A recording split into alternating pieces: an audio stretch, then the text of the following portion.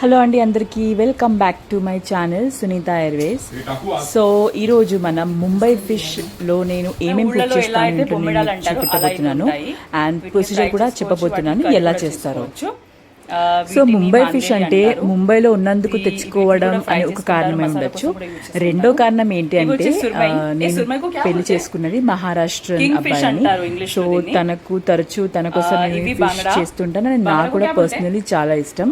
మనకు ఉండే రోహు ఫిష్ లాగానే ఉంటది, కానీ ఇందులో ఉప్పు చేప మనకి ఎలా ఉంటుందో అలా ఈ ఫిష్. సో ఇవి కూడా ఫ్రై చేసుకుంటారు. నేను ఈ ఫిష్ ఎప్పుడు కుక్ చేసినా నేను మసాలా వాడేది కూడా వాళ్ళ మసాలా.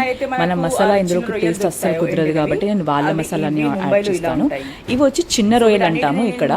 అయితే మీకు ఇప్పుడు నేను కుకింగ్ ప్రాసెస్ చూపిస్తున్నాను, ఎలా చేస్తాను ఏంటి అనేది. సో నూనె హీట్ ఎక్కింది. దాని తర్వాత మనం ముందుగా వేసుకునేది ఆనియన్స్.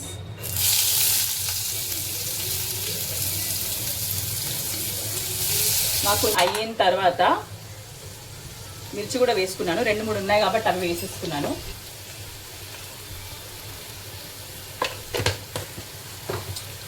నాకెందుకు ఈ ప్రాసెస్ చాలా ఈజీ అనిపిస్తుంది చేయడానికి కూడా. వ్యూవర్స్కి ఎలా కనిపిస్తుందో నాకు తెలియదండి, నాకు చెప్పండి కామెంట్స్లో. ఎందుకంటే మళ్ళీ తర్వాత వాయిస్ ఓవర్ అంటే నాకు చాలా కష్టంగా ఉంటుంది. ఇవి బ్రౌన్ అయ్యేంత వరకు దీన్ని కొంచెం ఉడికించుకోవాలి. తర్వాత ఒక్క టమాటో కట్ చేసి ఉంచుకున్నా.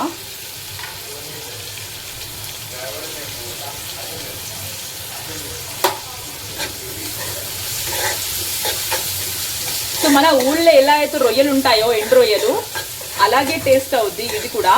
బట్ కొంచెం చేంజ్ అంది. ఎందుకంటే ఇప్పుడు మనకు మా అమ్మమ్మ పంపిన రొయ్యలు మాత్రం ఎప్పుడెప్పుడు వండుకుంటాను, ఎందుకంటే నాకు అవంటే చాలా ఇష్టం. అవి అయిపోతే మళ్ళీ ఇవ్వరు కదా అని.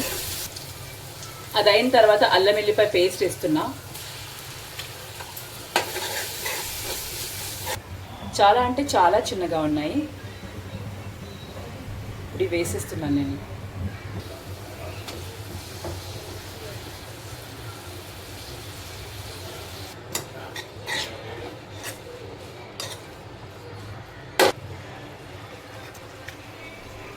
వీటిని ముంబైలో అంటే మహారాష్ట్ర వాళ్ళు యూజ్ చేస్తారు. మనం ఇలా చింతపండు యూజ్ చేస్తాం, అలాగే ఉంటాయి.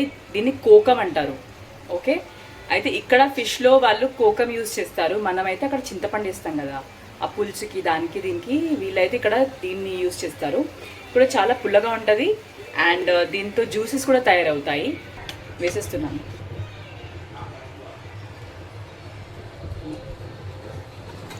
ఇక్కడ మనం నచ్చితే కారం యాడ్ చేసుకున్న తర్వాత కొంచెం డ్రైగా రొయ్యలు కావాలంటే మనం ఇలా కూడా ఉంచుకోవచ్చు. కానీ నేను కొంచెం కర్రీ టైప్ చేసాను కాబట్టి నేను తర్వాత కొన్ని నీళ్ళు యాడ్ చేసుకున్నా.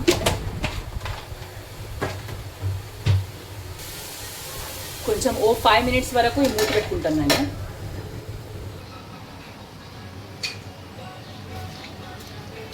హాఫ్ నిమ్మకాయ పిండుకున్నాను నేను ఇందులో, ఎందుకంటే దీనికి ఉన్న నీసు వాసన అది పోతుంది కాబట్టి. ఉప్పు.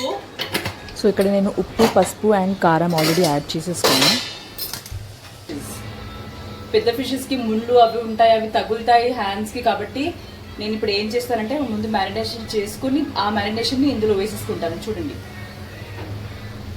ఉండడానికి అంటే ముందు వేసుకున్న మ్యారినేషన్ ఫిషెస్ అవి చిన్న ఫిషెస్ కాబట్టి నేను డైరెక్ట్గా కారం, ఉప్పు అవన్నీ యాడ్ చేసుకున్నా. కానీ ఇప్పుడు ఇందులో ఈ పెద్ద ఫిష్ దీనికి ముళ్ళు చాలా ఎక్కువగా ఉంటాయి కాబట్టి నేను ఒక గిన్నెలో మ్యారినేషన్ యాడ్ చేసుకుని దాని తర్వాత ఆ మ్యారినేషన్ని ఈ ఫిష్లో యాడ్ చేసుకుంటా. ఇక్కడ నేను మొత్తం కారం యూజ్ చేసింది మరాఠీ వాళ్ళ కారమే.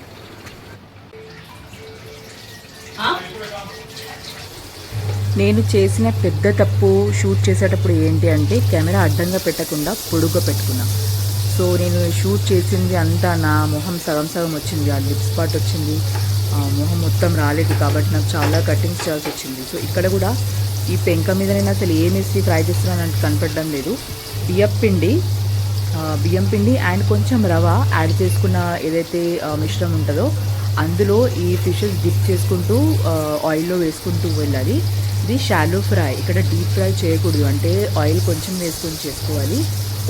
ఒక పక్క ఫ్రై అయిన తర్వాత మళ్ళీ ఇంకో పక్క కానీ ఒక్కటి మాత్రం నిజం, మన రోవు కన్నా ఈ చేపలు అసలు ఎన్ని తిన్నా అసలు తిన్నట్టే అనిపించదు. ఆ మసాలాలు అవి చాలా తక్కువగా ఉంటాయి క్వాంటిటీలో, కాబట్టి ఇందులో అసలు ఎంత తిన్నా తిన్నట్టే అనిపించదు. మళ్ళీ ఇవి పప్పులో అలా మనం అంచుకొని తింటాం కదా, దానికోసం అయితే మస్తు అంటే మస్తు టేస్టీగా ఉంటాయి. నాకు ఇప్పుడు చూస్తుంటేనే, నేను వాయిస్ ఓవర్ తర్వాత ఇస్తున్నా, ఇప్పుడు ప్రస్తుతానికి దీనికి చూస్తుంటే నాకు మళ్ళీ వండుకొని తినాలనిపిస్తుంది. సో వీడు మా అర్జున్, సెకండ్ కిడ్. వీడి వల్ల నాకు అసలు ఏవి కూడా వీడియో చేయాలంటే చాలా కష్టం. సో ఇది నా సండే స్పెషల్ బ్లాగ్. ఎలాగో వచ్చారు చూసారు కాబట్టి ఒక చిన్న సబ్స్క్రైబ్, లైక్ చేసుకొని పోండి. బాయ్ బాయ్ అందరికీ. Happy Sunday.